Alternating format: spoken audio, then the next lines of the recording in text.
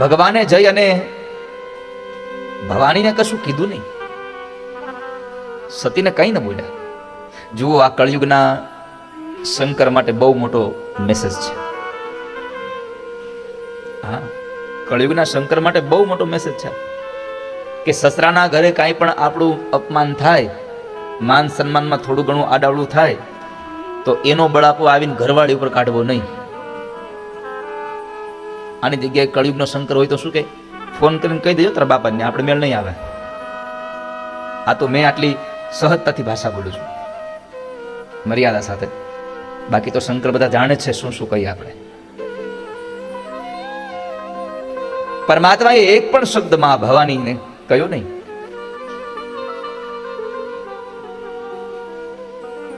એ તો પોતાની મસ્તીમાં પોતે કથા કરે, ભવાની કથા સાંભળે. આ બાજુ દક્ષ પ્રજાપતિએ યજ્ઞ કર્યો અને એ યજ્ઞનો મૂળ માધ્યમ હતું શંકરનું અપમાન કરવા, બદલો લેવા. એટલે બધા જ દેવી દેવતાઓને આમંત્રણ મોકલ્યા. પોતાની દીકરીને જમાઈને આમંત્રણ આપ્યું. યજ્ઞનો દિવસ આવ્યો. બ્રાહ્મણો બધા યજ્ઞની તૈયારી કરે છે. યજ્ઞનો ભાગ લેવા માટે થઈને તમામ દેવતાઓ પોતપોતાના પત્નીઓ સાથે વિમાનની અંદર બેસીને આવે છે. પણ ઘણા બધા દેવતાઓ એવા હતા જરાક હાલો ને આમ થોડાક આમ દૂરથી હાલીએ. કેમ? તો કે કૈલાસ પર જોતા જઈને દીકરી જમાઈ શું કરે છે. એટલે કૈલાસ ઉપરથી ચાલ્યા એટલે માં ભવાનીનું ધ્યાન વિમાનમાં ગયું. એટલે ભગવાનને પૂછ્યું, પ્રભુ આજે ક્યાંય સભા છે? ના ભવાની, કેમ? અરે બધા દેવતાઓ જાય છે. એટલે ભગવાને ત્યારે કીધું એ તમારા પિતાજીના ઘરે જાય છે. ભગવાનને આશ્ચર્ય થયું, મારા બાપુજીની ઘરે શું કામ? તો કહે છે ને યજ્ઞ છે આજે. હે, યજ્ઞ છે? જરા દુઃખ લાગ્યું માં ભવાનીને કે મારા બાપુજીની, મારા પિતાના ઘરે યજ્ઞ અને મને ખબર નથી. પછી ભગવાને આખી વાત કરી કે ભવાની, આ યજ્ઞનું મૂળ કારણ એ છે મારું અપમાન કરવા માટે. પણ શું કામ? તો કહે છે કે અમારે અને તમારા પિતાજી વચ્ચે થોડો અણબનાવ બન્યો. સભાની આખી વાત બતાવી. ભવાની કહ્યું કે હું મારા પિતાજીને સમજાવી દઈશ, ચાલો ને આપણે જઈએ, તમારા બંનેની વચ્ચે હું સમાધાન કરી દઈશ. ભગવાને ના પાડી, ના ભવાની, જ્યાં આમંત્રણ ન હોય ત્યાં ન જવાય. ભવાનીએ બહુ કીધું ભગવાનને, પણ પરમાત્મા માન્યા નહીં. પ્રભુ તો કથા કહેવાનું શરૂ કર્યું. ભવાનીનું મન હવે બાપના ઘરે પહોંચી ગયું. એટલે ભગવાને કીધું, ભવાને એક કામ કરો, તમારે જવું છે તમે જાઓ, હું નહીં આવું. ભવાનીને થયું કે લાવ હું જાઉં, મારા પિતાજીને સમજાવી દઈશ અને આ બંનેની વચ્ચે વળી પાછું સમાધાન કરાવી દઈશ. આવી ભાવના સાથે ભવાની ગયા. બ્રાહ્મણો વેદ મંત્રના ઘોષ સાથે આહુતિઓ આપતા હતા. યજમાન પણ ત્યાં બેઠા હતા. ભવાનીના બધી જ બહેનો પણ આવ્યા હતા. ખૂબ તૈયારીઓ કરી હતી. બધા લોકોની સામે મળ્યા એટલે બીજી બધી બહેનો સામે મળે છે તો હસે છે. જુઓ તો ખરા, વગર આમંત્રણે આવી છે. ભવાની આગળ ગયા યજ્ઞશાળામાં. તો યજ્ઞશાળાની અંદર જ્યાં જુએ તો ત્યાં તો પોતાના પિતાજી યજ્ઞ કરતા હતા. નજર પડી, દીકરી આવી છે. બાપ દીકરી બેની નજર એક થઈ, પરંતુ બાપ અવળું ફરી ગયું. ભવાનીને બહુ દુઃખ થયું કે હું બાપના ઘરે, મારા પતિના ઘરેથી તેજાઈને આવી અને મારો બાપ અવળું ફરી જાય. હવે જાવું ક્યાં મારે? હું ક્યાં જઈશ? કોઈ આવકાર ના આપ્યો. દક્ષના સૈનિકોએ પણ આવકાર ના આપ્યો. કેમ કે પહેલેથી જ દક્ષે કહી રાખ્યું હતું કે મેં મારી દીકરીને અને જમાઈને આમંત્રણ આપ્યું નથી, પણ કદાચ વગર આમંત્રણે આવી ચડે તો કોઈ એને બોલાવતા નહીં. કોઈ એને બોલાવવા તૈયાર નથી.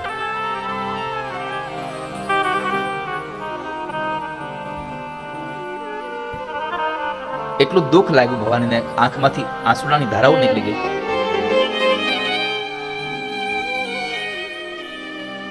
અને દોડતા દોડતા જ્યારે મહેલમાં જાય છે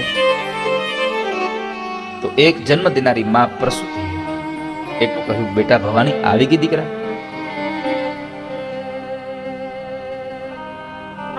માએ આવકાર આપ્યો. માએ જ્યારે આવકાર આપ્યો એ સમયે માના ખોળાની અંદર મસ્તક રાખી અને ભવાની ખૂબ રડ્યા છે. આખા પ્રસંગમાં વાલા ભક્તો જોયું તમે? બાપ જેવો બાપ ફરી ગયો. એક માના ઉદરમાંથી જન્મ લેનારી માં દીકરીઓ બેન ફરી ગઈ. કોઈ આવકાર ન આપ્યો, પણ જેને જન્મ આપ્યો છે ઈ માએ એને આવકાર આપ્યો. આ દુનિયામાં તમારો ખરાબ સમય આવશે ત્યારે બધા મોઢું ફેરવી લેશે, એક તમારા મા બાપ તમારાથી મોઢું નહીં ફેરવે. ત્યારે અત્યારે કદાચ બાપને થોડો ગુસ્સો હતો એટલે ફરી ગયા,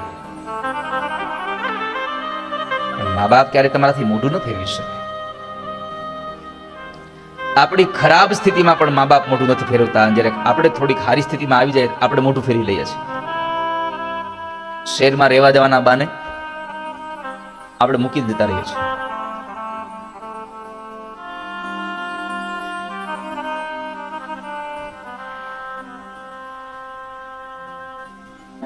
ભવાનીએ માના ખોળાની અંદર રુદન કર્યું છે.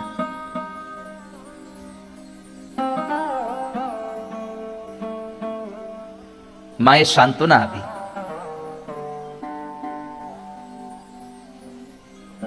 ભવાની ત્યાંથી નીકળ્યા છે. ફરી પાછા યજ્ઞશાળામાં આવ્યા. આવીને જુએ છે તો તમામ દેવી દેવતાઓના સ્થાપન કર્યા છે. એકમાત્ર ભગવાન શિવનું સ્થાપન નથી. શંકરનું સ્થાપન નહોતું એટલે એટલો એને આમ અંદરથી દુઃખ લાગે એવું. અને સાચી આર્ય નારી છે બધાનું સહન કરી લે, પણ પોતાના પતિનું અપમાન સહન ન કરી શકે.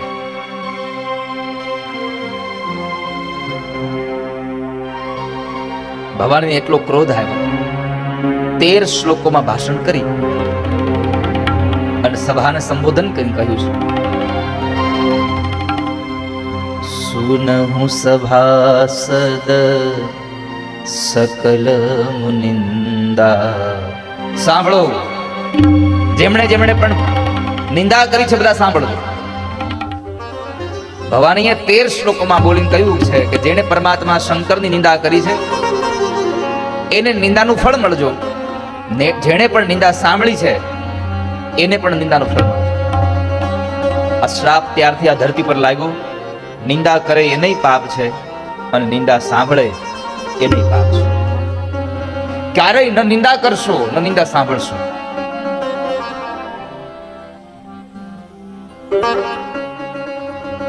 એટલો એને ક્રોધ આવ્યો કે પોતાના જમણા પગના અંગૂઠામાંથી યોગાગ્નિ પ્રગટ કર્યો અને એ યોગાગ્નિના પ્રગટમાં અગ્નિમાં પોતાના દેહને બાળી અને પોતે પ્રાણ છોડ્યો. આખી યજ્ઞશાળામાં હાહાકાર મચી ગયો. બ્રાહ્મણોએ દક્ષને કીધું કે દક્ષ, ન થવાનું કામ થયું, દીકરી બળીને મરી ગઈ. પણ સત્તાનો એટલો બધો અહંકાર હતો, એટલો બધો મદ હતો. દક્ષ એવું બોલ્યો છે કે દીકરી મરી ગઈ તો મારી મરી ગઈ છે, મારો યજ્ઞ અધૂરો ન રહેવો. શરૂ કરો. બ્રાહ્મણોએ ફરી વાર યજ્ઞ શરૂ કર્યો. નંદી આદિ ગણો જરા એમને યુદ્ધ કરવા તૈયાર થયા, પણ ઋષિ મુનિઓએ સળગતા લાકડાઓ લઈ અને એને ભગાડ્યા છે. આ બાજુ ભગવાન શંકર પાસે દેવર્ષિ નારદ આવ્યા અને નારદે કહ્યું, પ્રભુ ગજબ થયું. ભગવાન કહે છે, શું થયું? પ્રભુ, માં ભવાની પોતાના પિતાના ઘરે ગયા, તમારા સસરાના ઘરે ગયા અને ત્યાં તમારું અપમાન જોઈ અને એમણે પોતાના દેહને અગ્નિમાં બાળી નાખ્યો છે, પોતાના દેહનો ત્યાગ કર્યો. ભવાનીએ પોતાના દેહનો ત્યાગ કર્યો. શબ્દ સાંભળ્યા ભગવાનની ભ્રુકુટીનો વર્ણ બદલી ગયો. આખી ભ્રુકુટી બદલી ગઈ ભગવાન. ભગવાને જટા ખોલી એમાંથી એક લટ તોડી એને પથ્થર પર પછાડી વીરભદ્રને ઉત્પન્ન કર્યા અને કહ્યું કે જાઓ દક્ષ પ્રજાપતિનો યજ્ઞ વિધ્વંસ કરી નાખો. સૈન્ય સાથે આવે છે. આ બાજુ ભગવાન મહાદેવજી ક્રોધમાં એટલા બધા તપ્ત થઈ ગયા પરમાત્મા મહાદેવ પોતે એ સમય તાંડવ નૃત્ય નાચતા હતા. મહાદેવજી તાંડવ નૃત્ય નાચતા હતા. વીરભદ્રએ આવીને દક્ષ પ્રજાપતિના યજ્ઞને વિધ્વંસ કર્યો.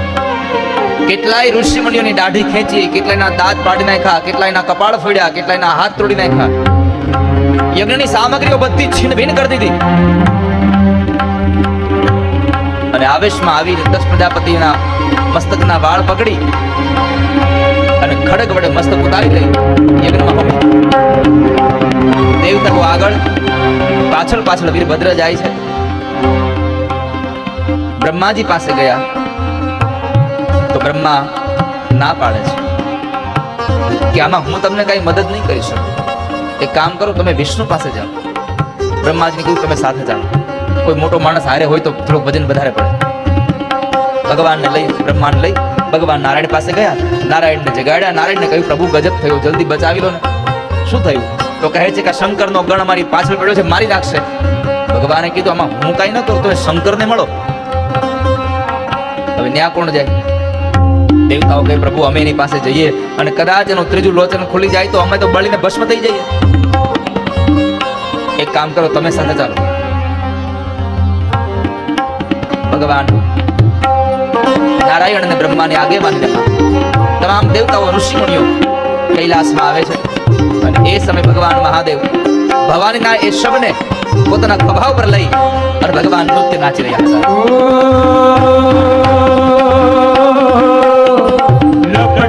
शिशुभा देखत है चंद्रमा वह गंग जटालाल रुद्रलाल राजे कुटी के नेत्र लाल सरपट के मुझ विशाल भस्म लगी अंगवाल रुद्र रूप राजे बम बम बम डमरुबाल अद्वैत संसुजाल शंकर महाराज आज तांडव नाचे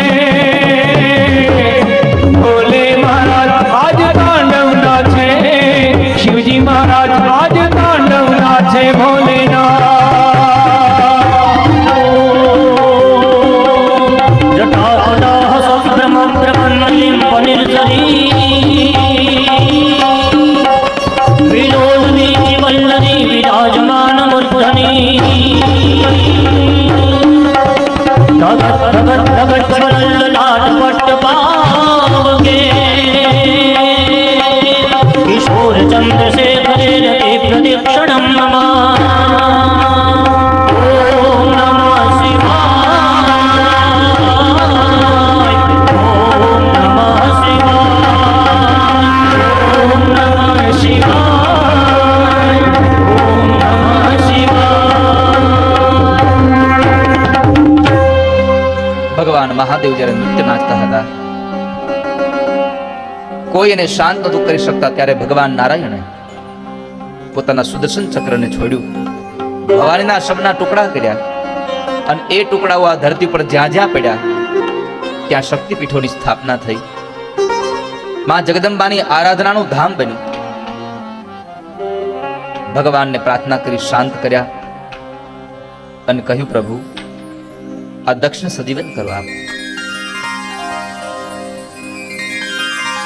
પરમાત્માએ બકરાનું મસ્તક ઉતારી દક્ષ પ્રજાપતિના ધડ સાથે જોડ્યું. પ્રાણ પૂર્યો, ચેતના આવી અને ચેતના આવતાની સાથે જ ઊભો થયો. ભગવાનને જોવે છે. પરમાત્માની સ્તુતિ ગાવા ગયો પણ ગાઈ ન શક્યો. કેમ? જ્યારે માણસનું મોઢું હતું ત્યારે ભગવાનની નિંદા કરી અને બકરાનું મોઢું આવ્યું ત્યારે સ્તુતિ કરવાની ઈચ્છા થઈ. પછી તાળીઓ પાડી અને ભગવાનની સ્તુતિ કરી. જે દિવસે દક્ષે તાળીઓ પાડી ત્યારથી આજ સુધી વર્તમાન સમયમાં પણ લોકો મંદિરમાં જઈને તાળીઓ હજી વગાડે છે. શંકરના મંદિરમાં આપણે શંકરના મંદિરમાં કદાચ એના માટે તાળીઓ ન વગાડીએ, ખોટા બીજા ત્રીજા અવાજ ન કરીએ ચાલે. ભગવાને કેટલી સુંદર જીભ આપી છે. શિવ પુરાણમાં લખ્યું છે જે માણસ ઓમ નમઃ શિવાયનો નાદ કરે ને એનું મુખ નથી રહેતું, એનું મુખ તીર્થ બની જાય છે. અને આટલો પવિત્ર શ્રાવણ માસ આવતો હોય, ભગવાન મહાદેવ શાંત થયા. એમની સ્તુતિ થઈ અને ભગવાને એનો યજ્ઞ સંપન્ન કરાવ્યો દક્ષ. આ કથાનો બહુ મોટો ઉપદેશ છે વાલા વૈષ્ણવો. સંપત્તિ મળે કે સત્તા મળે, સંપત્તિ અને સત્તાના મદમાં ક્યારેય છકી ન જવું. તમારી પદ, પ્રતિષ્ઠા અને પૈસો ગમે ત્યારે પાછા જતા રહેશે. કેમ કે જેને આપતા આવડે છે ને એને લઈ લેતા આવડે છે. આ સંસારનું બહુ સીધું સાધું લોજિક છે. તમે ઘરે તાળું મારો છો, તમે ઘરમાં તાળું મારો પછી ચાવી બે હોય છે કે કોઈ છે? હાલો, બે હોય છે. એટલે તાળું બંધ કરવાની અલગ અને ખોલવાની અલગ હોય છે. હું એક્સ્ટ્રા કીની વાત નથી કરતો. તમે જે લોક મારો છો એને ચાવી કેટલી હોય? એક. જે ચાવી તમારા લોકને બંધ કરી શકે એ જ ચાવી લોકને ખોલી શકે છે. એવી જ રીતે યાદ રાખજો, આ દુનિયામાં તમને ધન, સંપત્તિ, પૈસો, પદ, પ્રતિષ્ઠા જે આપે છે ને એને તમારી પાસેથી લઈ લેતા પણ આવડે છે. ઘડીના છઠ્ઠા ભાગમાં રાત્રે સુવો ત્યારે તમે અમીર હશો, સવારે ઉઠશો ત્યારે તમે કશું જ નહીં હો. માટે પરમાત્માએ જે આપણને સંપત્તિ, સત્તા, પદ, પ્રતિષ્ઠા, પૈસો, આવડત જે કંઈ આપ્યું છે ને આ બધું જ તમે સત્કર્મમાં વાપરવા માટે તૈયાર રહો. ખાલી પૈસો જ સત્કર્મમાં વપરાય એવું ન હોય. ક્યારેક આપણી પાસે ધન ન હોય તો આપણે એવું ન કહી શકીએ કે મારે દાનવીર થવું જ, પણ ધન નથી શું કરવું? આવી કથામાં જાય ત્યારે ખુરશી ગોઠવવા લાગો ને એ પણ તમારું દાન છે. કથા પૂરી થઈ ગયા પછી આ મંડપને તમે સાફસૂફ કરવા લાગો એ પણ તમારું મોટું દાન છે. અને સૌથી વધારે પ્રિય ભગવાનને કોઈ સેવા હોય તો બુહારીની સેવા છે. ભગવાનને બુહારીની સેવા બહુ ગમે છે. તમે મંદિર બંધાતું હોય, કદાચ તમે પૈસા ન આપી શકો, કઈ વાંધો નહીં, પણ મંદિર બંધાઈ ગયા પછી ભક્તોને આવવાનો સમય હોય એની પહેલા જૈન મંદિરમાં તમે કચરા પોતા કરી આવો ને તો ઠાકોરજી તમારી સેવાથી અત્યંત રાજી થઈ જાય છે. પ્રસાદ લીધા પછી અહીંયાથી જતા હોઈએ આપણે એવું ન વિચારવું જોઈએ કે તો બધા સ્વયંસેવકોથી કરશે. તમને ખબર છે કથા વહેલી શું કામ પૂરી કરી દેવી પડે છે? 6, 6:30 કથા શું કામ પૂરી કરવી પડે છે? અહીંયા 6:30 વાગ્યામાં કથા શું કામ પૂરી કરી દેવી પડે છે? 10 વાગે હોલ પાછો આપવાનો હોય. 10 વાગ્યા પહેલા બધું જ ક્લીન અપ કરવાનું, વાઇન્ડ અપ કરવાનું. હવે સ્વયંસેવકો જેટલા છે એટલા હોય. હવે હું 7, 7:30 વાગ્યા સુધી કથા હકાવું તો એ લોકોને પાછળ મોડું થાય, કારણ કે એમાં આપણે તો કઈ જોડાતા નથી કે અમે હાલો આજ 15, 20, 25 જણા રોકાશું, અમે કામ કરવા લાગશું એટલે અડધો કલાક વધારે કથા હકાવો. આવું તો કઈ થતું નથી. આપણે તો જમા નથી ને કઈ ભાગ્યા નથી. અમુક તો આરતીમાં ક્યાં ઉભા રહે છે? નયા લાઈનમાં ઉભા રહે છે.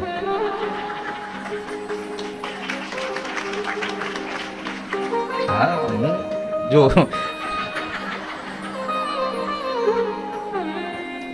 મને એવું લાગે કે આમ એક વસ્તુ યાદ રાખો, અહીંયા જેટલા લોકો આવો છો ને બધાના માટે પ્રસાદ બનાવવામાં આવે છે. કદાચ તમે અડધો કલાક મોડા જમો તો શું ફેર પડવાનો હતો? પણ આરતી લઈને, ઠાકોરજીની આરતી પ્રસાદ લઈને પછી આપણે મહાપ્રસાદમાં જઈએ તો આપણને આનંદ થાય. આ એમ પાછા એમ તમે ભારી લાવી છો ને લાઈનમાં ભરીને મોઢું આ બાજુ રાખો પાછા. એટલે આ બાજુ એટલે આરતી પૂરી થઈ.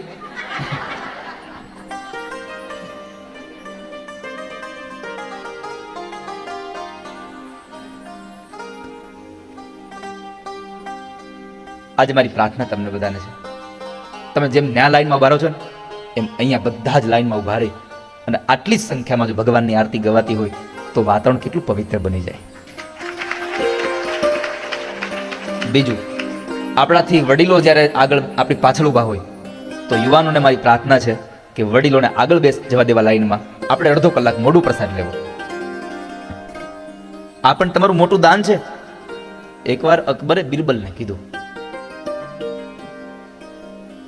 કે બિરબલ, બધાની અંદર નિષ્ઠા છે, બધા લોકોમાં ભાવ છે, એ કેમ ખબર પડે? મહારાજ બહુ સહેલું છે.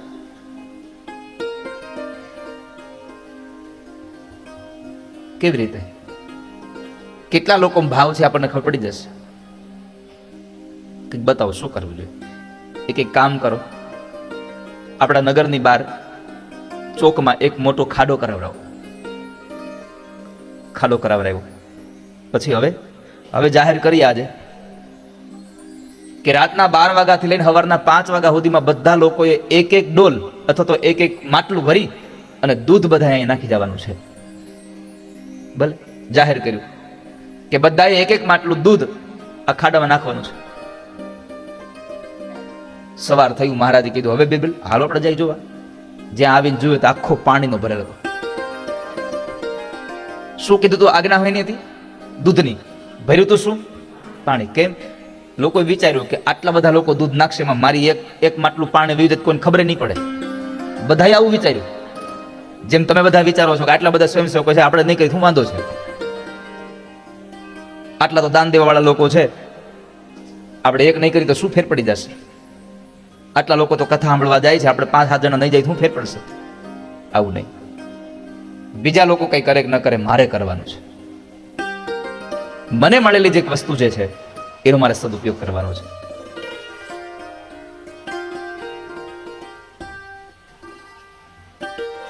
તો સત્તા અને પદ પ્રતિષ્ઠાનો સદઉપયોગ થાય, સદવ્યય થાય, એની કાળજી રાખજો. આવા જાહેર આમંત્રણો, જાહેર કથાઓ થાય ને એ એટલા માટે થતી હોય છે કે પરમાત્મા બધાને સેવાનો મોકો આપે છે. 10 માથાવાળા રાવણનું અભિમાન ઉતરી ગયું. દક્ષ પ્રજાપતિને પોતાની ભૂલ સમજાઈ ગઈ. ત્યાર પછી અર્થ પ્રકરણમાં ધ્રુવ ચરિત્રની કથા છે. કથા બહુ નાની છે પણ સંદેશો બહુ મોટો છે. મનુ મહારાજના દીકરા ઉત્તાનપાદ કે જેનું મસ્તક નીચે અને પગ ઉપર છે એને ઉત્તાનપાદ કહેવાય. તમને એમ થશે કે હવે આપણે ક્યાં ઉત્તાનપાદ છીએ? આપણે બધા ઉત્તાનપાદ છીએ. આપણે બધા જ ઉત્તાનપાદ છીએ. કેમ? માના ઉદરમાં જ્યારે હોય ત્યારે બધો જીવ ઊંધો લટકતો હોય છે. બીજું, ક્યારેક ક્યારેક આપણા મસ્તક નીચે હોય, અહંકાર બહુ આવી ગયો હોય, પછી મસ્તક નીચે આવી જાય.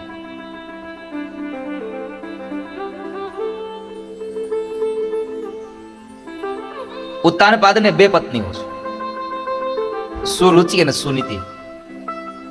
સુરુચિનો દીકરો ઉત્તમ અને સુનીતિનો દીકરો ધ્રુવ. એક વખતના સમયે ધ્રુવજી મહારાજ પોતાના પિતાના ખોળામાં બેસવા માટે આવે છે તો એની અપરમાં સુરુચિએ એને મેણું માર્યું કે તું દાસીનો દીકરો છે, તારે તારા મહારાજની ગોદમાં બેસવું હોય તો પેલા જંગલમાં જા, ભગવાનને ભજ, ભગવાન મળે તો કહેજે તને મારા પેટથી જન્મ આપે તો તને અહીંયા મહારાજની ગોદમાં બેસવા મળે, નકર બેસવા ના મળે. બાળક નાનું હતું પણ ઘાવ લાગી ગયો. રડતા રડતા પોતાની મા પાસે જાય છે. મા પૂછે છે કે બેટા શું થયું? બાજુમાં ઉભેલી શોક્યાઓ એટલે કે દાસીઓ જે હતી એમણે કહ્યું કે મહારાણીએ એને મેણા માર્યા છે, ન બોલવાના ખોટા કવેણ બોલ્યા છે. કોઈના માટે વાલા ભક્તો સારા શબ્દ ન બોલી શકો ને તો કાંઈ નહીં, પણ કોઈના માટે ખરાબ શબ્દ ક્યારેય ન બોલીએ, ક્યારેય ન બોલીએ. તો ધ્રુવજી મહારાજને મેણું વાગ્યું એટલે રડતા હતા મા પાસે. મા પાસે રડતા રડતા આવ્યા અને માએ જ્યારે સાંભળ્યું કે અપર માએ એને કવેણ બોલ્યા છે, બાંધવા ન ગયા, ઝઘડો કરવા ન ગયા કે હું પણ મહારાજની પત્ની છું, આ મારો દીકરો છે, એનો પણ હક છે. એને એટલું જ કહ્યું, બેટા આમાં ક્યાં ખોટું કીધું છે? આમ પણ આપણા હાચા પિતા તો ભગવાન જ છે, અને એને ભગવાનને ભજવા કહ્યું એમાં કઈ ખોટું નથી કીધું. આપણે ભગવાનને મેળવવા જોઈએ. તો ધ્રુવે પ્રશ્ન કર્યો કે માં ભગવાન મળે? સુનીતિ કહે છે બેટા ભગવાન કેમ ન મળે? ક્યાં મળે ભગવાન? તો કહે છે જ્યાં પ્રેમ હોય ત્યાં ભગવાન મળે છે. જ્યાં તમને પ્રેમ થાય ત્યાં પરમાત્મા મળે છે. તો માં મને આશીર્વાદ આપો, હું ભગવાનને ભજવા જાઉં. એક ક્ષણ માટે માં સુનીતિને થયું કે આટલું નાનું બાળક જંગલમાં જશે તો તો ભૂખ તરસ લાગશે, ઠંડી લાગશે, ક્યાં જશે? પણ અંતે માની દીધું કે જેને ભજવા માટે જાય છે, જેને મેળવવા માટે જાય છે, એ ભગવાન એની રક્ષા કરશે. ભગવાનને ભજવા માટે નીકળે છે ધ્રુવજી મહારાજ. હવે જોજો, એક માની ફરજ શું છે, માં કેવી હોવી જોઈએ. જ્યારે ધ્રુવજી મહારાજ ઘરમાંથી નીકળવા માટે પોતાની માને પગે લાગ્યા એટલે આશીર્વાદ આપીને કીધું, બેટા મોટી માને પગે લાગીને જાજે. જેણે કવેણ બોલ્યા હતા એને પગે લાગવાનું કીધું. કેમ? તો કહે છે કે ભગવાનની પૂજા માટે જાય ત્યારે કોઈના પ્રત્યેનો રાગ અને દ્વેષ લઈને જશે તો ભગવાનમાં મન નહીં લાગે, એટલે સૌથી પહેલા એને પગે લગાડ્યા, આશીર્વાદ લેવડાવ્યા, અને પછી તેઓ જંગલમાં જાય છે. જંગલમાં જવા માટે નીકળ્યા. માર્ગમાં સૌથી પહેલા દેવર્ષિ નારદ મળ્યા. નારદને નયમાં ગયમાં છે. નારદે પૂછ્યું, બાળક ક્યાં જાય છે? જંગલમાં. કેમ? ભગવાનને ભજવા. નારદે થયું, લા પૂછવા દે ને. એટલે કસોટીના ભાવમાં પૂછ્યું, તને લાગે છે ભગવાન મળશે? 5 વર્ષનો ધ્રુવ જવાબ આપે છે. 5 વર્ષનો ધ્રુવ. મહારાજ, ઘરેથી નીકળતાની સાથે તમારા જેવા મહાપુરુષના દર્શન થયા એટલે હવે ભરોસો છે કે મને ભગવાન મળ્યા વગર નહીં રહે. મિલે એસા સંત ફકીર પહોંચા દે ભવ નદિયા કે તીર. કોઈ એક એવો સાધુ મળી જાય, આપણું જીવન ધન્ય થઈ જાય, એક સાચો રસ્તો બતાવી દે.